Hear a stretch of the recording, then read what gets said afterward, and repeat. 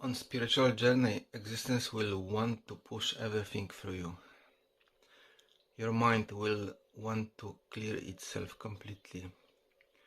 So you will be waking up with heaviness, very dense heaviness. And there will be like no choice to go into prayer, pray those bows, those rakats, to just open that space inside. And just after that, go into meditation. I would say this is the safest way you can do,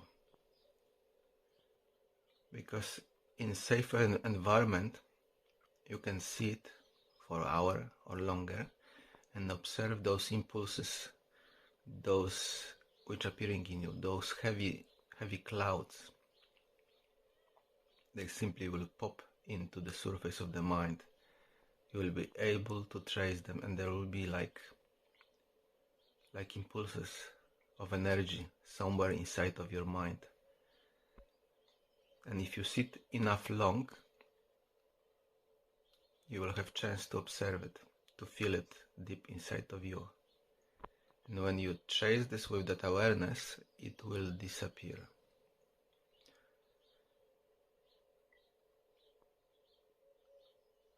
There is way as well to go with it by life, by doing things in life. But it is very risky game, because you will do million different things. Sometimes you won't be aware, you won't have that awareness, you won't be transparent inside. So when something like that happens, then mind will push something dreadful through you, and it will manifest in outside world. You will have to deal with that monster appearing. That monster actually is in somebody else, but manifesting in such a way for you to see it and deal with that. So you need to use awareness again, but like energy awareness, to deal with that. But if you won't have enough courage to deal with that, it can finish both ways. It can damage you basically through hands of another human being, because he got this inside and you got this as well. You want to get rid of this. You want to get rid of this in violent way.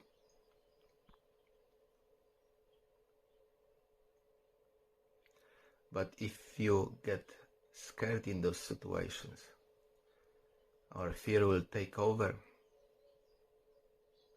or that negative energy, you can become violent as well. That's the risk of that.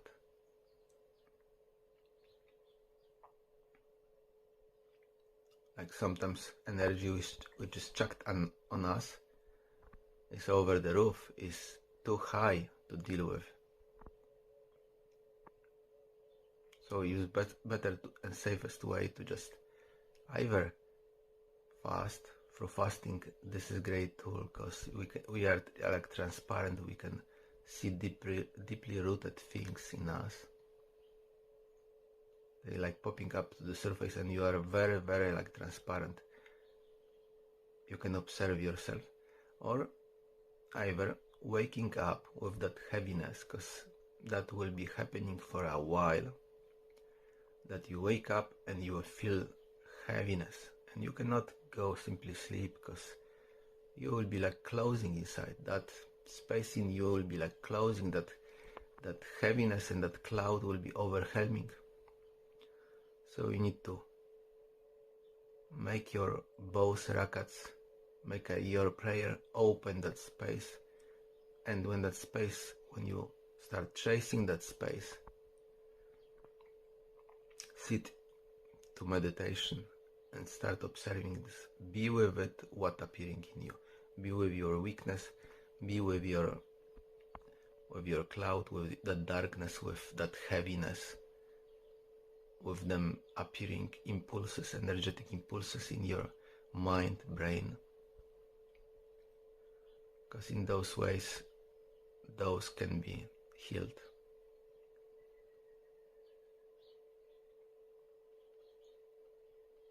And real life experiences with that cloud, with that heaviness, are very dangerous. Anything can happen. Obviously, if you are enough courageous, if you face that fully, then experience of life can change in split second. You suddenly see like negative heavy energy being blown off, being like transformed, and suddenly there is a release of pure energy, and that room or space is like cleared, like pacified, like there is pure energy, and that heaviness go. Instead of that heaviness, there is suddenly lightness, and you are brightened up yourself, and there is ease suddenly. You suddenly smile on your face, you suddenly reclaim part of yourself, that love. But it is quite dangerous process, because you may work for that for a long time to get better, and suddenly you may as well collapse. Something bad may happen. But I would say that's inevitable, because existence will work its way in order to push all of this through your gate, through your heart center, that ruh, all this content of the mind.